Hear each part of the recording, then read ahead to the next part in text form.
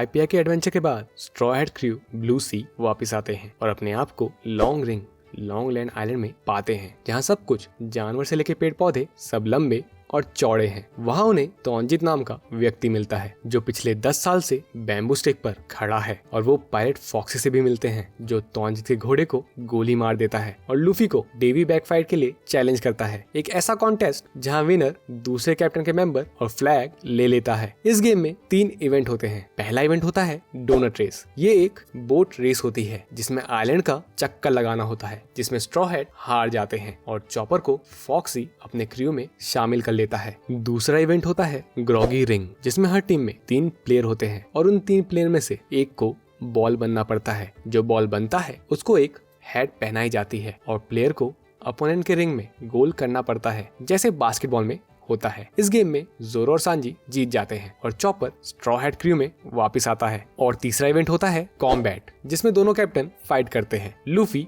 Afro पहनकर foxy से लड़ता है और ये वन पीस की सबसे फनी फाइट थी और अंत में लूफी बहुत ही फनी वे में जीत जाता है। फॉक्सी को हराने के बाद स्ट्रॉ हैट मरीन एडमिरल अकोजी से मिलते हैं, a man with unimaginable power. वो लूफी, जोरो और सांजी को बहुत ही आसानी से हरा देता है और उनको वार्न करता है कि कैसे रॉबिन दुनिया के लिए एक खतरा है, क्योंकि रॉबिन पॉनिग्लिफ पढ़ सकती है और जिस भी ऑर्गेनाइजेशन में रॉबिन जाती है वह ऑर्गेनाइजेशन हमेशा तबाह हो जाती है और बचती है तो सिर्फ रॉबिन। और अकोजी रॉबिन को फ्रीज करके उसको तोड़ने वाला होता है, लेकिन लूफी उसको बचाता है और अकोजी से 1-on-1 फाइट करता है, जिसमें अकोजी लूफी को कंप्लीटली फ्रोज कर देता है, लेकिन वो स्ट्रॉ हैट्स को long ring long land island से जाने देता है, क्योंकि लूफी ने अलाबास्ता में करप्ट क्रोकोडाइल को हराया था। हालांकि एक मरीन एडमिरल से हारना क्रू की एकमात्र प्रॉब्लम नहीं है, वह ये भी देखते हैं कि उनकी शिप गोइंग मैरी की हालत ठीक नहीं है। तो स्ट्रॉ हैट्स अपनी शिप को ठीक कराने वाटर 7 आइलैंड जाते हैं एक शिपराइट की खोज में। वाटर 7 आने के बाद स्ट्रॉ हैट क्रू 4 ग्रुप में बढ़ जाते हैं। जोरो शिप पर रहता है उसकी निगरानी करने के लिए। नामी, उसॉप और लूफी गोल्ड को एक्सचेंज करने के लिए जाते हैं। सांजी, चॉपर और रॉबिन अपने सेपरेट एडवेंचर पर निकलते हैं, लेकिन रॉबिन की मुलाकात एक मास्क पहने हुए आदमी से होती है जो अपने आप को CP9 का मेंबर बताता है, एक ऑर्गेनाइजेशन जिसके बारे में रॉबिन जानती है, और वो मास आदमी रॉबिन को किडनैप कर लेता है। उसी बीच लूफी, नामी और उसॉप गोल्ड को एक्सचेंज करते हैं 300 मिलियन बेरीज में और गलीला कंपनी जाते हैं, जहां वो एक शिपराइट काकू से मिलते हैं जो गोइंग मैरी की जांच करने चला जाता है। काकू गोइंग मैरी की जांच करता है और बताता है कि गोइंग मैरी अब ठीक नहीं हो सकती क्योंकि उसकी कील टूट चुकी है। कील एक घर की नींव की तरह होती है। दूसरी ओर उसॉप पर फ्रैंकी फैमिली के लोग हमला करते हैं और उससे 200 मिलियन चुरा लेते हैं जो उनको सोने के बदले में मिले थे। नामी को उसॉप जख्मी हालत में मिलता है जो बहुत रिग्रेट करता है 200 मिलियन खोने के लिए। नामी सबको ये सिचुएशन बताने चली जाती है। फ्रैंकी हाउस पर फ्रैंकी फैमिली के लोग फ्रैंकी को 200 मिलियन देते हैं और वो बताता है कि ये पैसा काफी है वो चीज खरीदने के लिए जो वो हमेशा से खरीदना चाहता था। लेकिन एकदम दरवाजा एक्सप्लोड होता है। उसॉप वहाँ आता है और चुराए हुए पैसे वापस देने की डिमांड करता है, लेकिन उसॉप को फ्रैंकी फैमिली फिर से मारकर घर से बाहर फेंकती है। लूफी, सांजी, जोरो और चॉपर उसॉप की तलाश करते हैं और उसॉप को बहुत ही जख्मी हालत में पाते हैं। अपने साथी का बदला लेने के लिए लूफी, सांजी, जोरो और चॉपर फ्रैंकी फैमिली से फाइट करते हैं और फ्रैंकी हाउस डिस्ट्रॉय कर देते हैं, लेकिन उनको पता चलता है कि फ्रैंकी पहले ही सारा पैसा लेके जा चुका है। और इस पॉइंट पर लूफी गोइंग मैरी को छोड़ने और एक नई शिप लेने का फैसला करता है। लूफी का डिसीजन सुन के उसॉप, जिसका गोइंग मैरी के साथ एक स्ट्रॉन्ग इमोशनल अटैचमेंट है, वो लूफी को एक डुएल के लिए चैलेंज करता है ताकि गोइंग मैरी की फेट डिसाइड हो सके।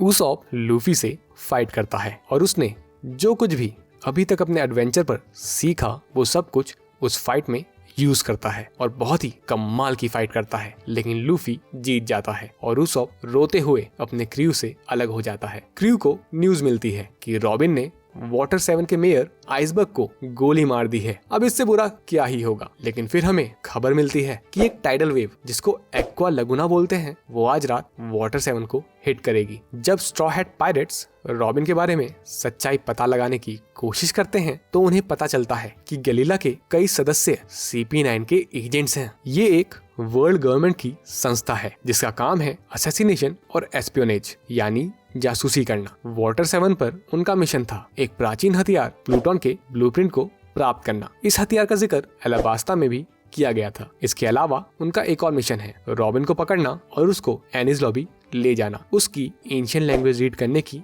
एबिलिटी की वजह से। दिलचस्प बात यह है कि वो ब्लूप्रिंट फ्रैंकी के पास है, जो आइसबर्ग के साथ एक रिनोड शेपराइट फिशरमैन टॉम के स्टूडेंट थे, जिसने गोल्डी रॉजर की ओरोज जैक्सन बनाई थी। तो थोड़ा फ्लैशबैक हो जाए तो फ्रैंकी का असली नाम कटी फ्लैम था। उसका जन्म साउथ ब्लू में हुआ, जहां उसके माता पिता जो 2 पायरेट थे, उन्होंने उसे बहुत छोटी उम्र में समंदर में फेंक दिया। लेकिन लकीली उसे एक मशहूर शिपराइट टॉम ने बचाया। फ्रैंकी फिर एक दूसरे लड़के आइसबर्ग के साथ टॉम का शिष्य बन गया। फ्रैंकी ने टॉम से बहुत कुछ सीखा। हालांकि ये ज्ञान मुख्य रूप से छोटे स्केल के बैटलशिप, जिसे बैटल फ्रैंकी सीरीज नाम दिया गया, बनाने में इस्तेमाल हुआ। लेकिन फ्रैंकी के बचपन में उसके मेंटोर टॉम को ओरो जैक्सन बनाने के लिए वर्ल्ड गवर्नमेंट ने मौत की सजा सुनाई। लेकिन टॉम ने वर्ल्ड गवर्नमेंट के साथ एक सौदा कर लिया जिससे उसे माफी मिल सकती थी अगर वो एक रेवोल्यूशनरी सी ट्रेन बना सके, जिसको बनाने के लिए वर्ल्ड गवर्नमेंट ने उसे 10 साल दिए। और 10 साल बाद आखिरकार द पफिंग टॉम ट्रेन तैयार हुई। अनफॉर्चुनेटली इस कहानी का अंत अच्छा नहीं हुआ। स्पेंडम, जो उस वक्त CP5 का लीडर था, वाटर 7 आया टॉम से एंशिएंट वेपन प्लूटोन के ब्लूप्रिंट लेने, जिसे टॉम ने मना कर दिया। जिसके बाद स्पेंडम ने टॉम पर झूठा आरोप लगाया ताकि वो टॉम को फंसाकर एंशिएंट वेपन प्लूटोन के ब्लूप्रिंट हासिल कर सके। लेकिन सबसे ट्रेजिक बात ये थी कि उसने फ्रैंकी की बनी 35 बैटलशिप से वाटर 7 पर अटैक करवा दिया, जिससे सबको लगा कि इस सब के जिम्मेवार टॉम और उसके स्टूडेंट्स हैं। तब टॉम को मुकदमे में लाया जाता है और उसे उम्र कैद की सजा सुनाई जाती है, जिससे फ्रैंकी अपनी खुद की क्रिएशन को नकार देता है क्योंकि उसकी बैटलशिप की वजह से ही ये सब हुआ था। तब टॉम फ्रैंकी को एक अंतिम सबक सिखाता है। वो बताता है कि एक शिपराइट को हमेशा अपनी क्रिएशन पर गर्व होना चाहिए। You must be proud of every ship you've ever created. Tom सबके सामने बोलता है कि उसे ओरो जैक्सन बनाने पर गर्व है। फिर टॉम को एनिस लॉबी ले जाया जाता है, उस ट्रेन पर जो उसने खुद बनाई थी। फ्रैंकी ट्रेन को रोकने की कोशिश करता है, लेकिन उसका ये अटेम्प्ट अनसक्सेसफुल रहता है और वो मरने की कगार पर होता है। इस घटना के बाद फ्रैंकी फिजिकली और मेंटली टूट चुका था। उसने अपनी नॉलेज से अपने शरीर को साइबॉर्ग में कन्वर्ट किया और 4 साल बाद आइसबर्ग से मिला, जिसने फ्रैंकी को प्लूटोन के ब्लूप्रिंट दिए। रॉबिन की खोज में लूफी, जोरो और नामी CP9 से टकराते हैं, लेकिन CP9 उन्हें बहुत ही आसानी से हरा देती है। CP9 फ्रैंकी को भी पकड़कर उसे रॉबिन के साथ एनिस लॉबी ले जाने के लिए सी ट्रेन में सवार होते हैं। ट्रेन के चलने से पहले सांजी और उसॉप अलग अलग ट्रेन के डब्बे में चढ़ जाते हैं फ्रैंकी को छुड़ाने और रॉबिन को बचाने के लिए। वो फ्रैंकी को छुड़ा लेते हैं, लेकिन उसॉप अपनी पिछली बातों से शर्मसार होकर कि कैसे उसने अपने कैप्टन से लड़ाई की और वो अब क्रू का मेंबर भी नहीं है, उसॉप सोगेकिंग एक सुपर हीरो का पर्सोना बना लेता है। उनकी कोशिश बेकार साबित होती है जब फ्रैंकी फिर से पकड़ा जाता है और सांजी और सोगेकिंग को बाकी क्रू के साथ दूसरे ट्रेन में एकत्रित होना पड़ता है। इस नए ग्रुप में बाकी बचे स्ट्रॉ हैट, फ्रैंकी फैमिली और गैरिला कंपनी का पॉली शामिल होता है, जिनका मिशन है रॉबिन और फ्रैंकी को बचाना और CP9 एजेंट जो गैरिला में घुस आए थे उनसे बदला लेना, और साथ मिलकर वो एनिस लॉबी पर हमला करने का फैसला करते हैं। हमेशा की तरह बेसब्र लूफी आगे बढ़ता है और जल्द ही टावर ऑफ जस्टिस में पहुंच जाता है, जहां वो ब्लूनो का सामना करता है और हमें पहली बार लूफी का गियर सेकंड देखने को मिलता है, जो उसने अकोजी से सामना करने के बाद डेवलप किया था अपने क्रू को सुरक्षित रखने के लिए। ब्लूनो को हराने के बाद लूफी रॉबिन को पुकारता है,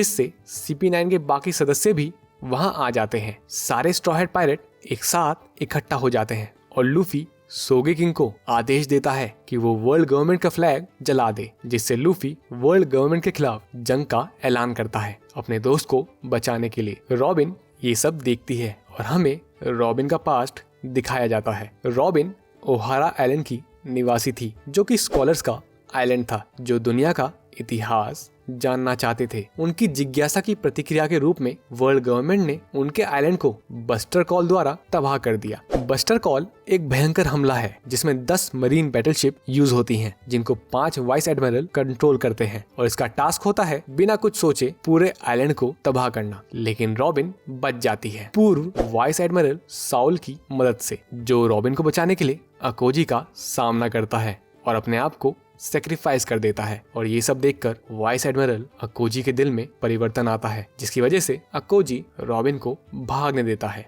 लेकिन रॉबिन के ज्ञान के कारण जब रॉबिन सिर्फ 8 साल की थी तब उसके सर पर 79 मिलियन बेरीज की बाउंटी रख दी। उसने अपनी जिंदगी भागते भागते बिताई और हर किसी ने उसे धोखा ही दिया जब तक वो क्रोकोडाइल के साथ बैरोक वक्त में शामिल नहीं हुई। लेकिन फिर भी आखिर में वो क्रोकोडाइल के धोखे का शिकार बन गई। जब रॉबिन स्ट्रॉ हैट पायरेट में शामिल हुई तो ये उसके लिए बड़े महत्व की बात थी, क्योंकि पहली बार वो एक ऐसी जगह थी जहां वो बिलोंग करती थी, अपने दोस्तों के साथ जिन पर वो ट्रस्ट कर सकती थी। रॉबिन ने वर्ल्ड गवर्नमेंट के अपने डर को ओवरकम किया और लूफी से बोला कि वो जीना चाहती है।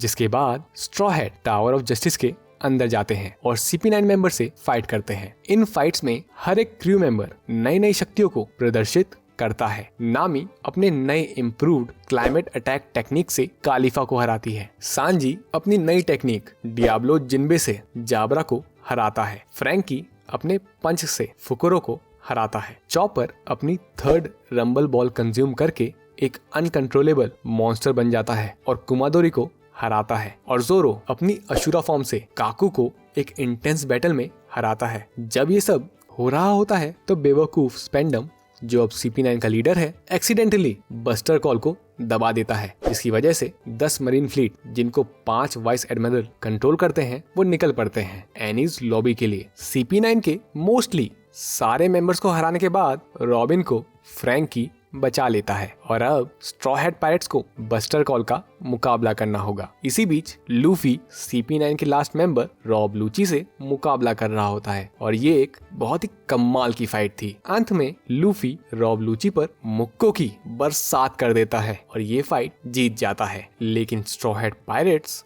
अपने आप को पूरे मरीन फोर्सेस से घिरा हुआ पाते हैं। उस मुश्किल भरे पल में उनको एक रहस्यमय आवाज सुनाई देती है जो उनको समुंदर में कूदने को कहती है और वो उसकी बात मानकर समुंदर में कूद जाते हैं और अपने आप को गोइंग मैरी में पाते हैं। गोइंग मैरी, जिसके पास एक सेंस ऑफ सेंटियंस यानी एक आत्मा थी, वो एनीज लॉबी तक उन्हें बचाने के लिए आई है।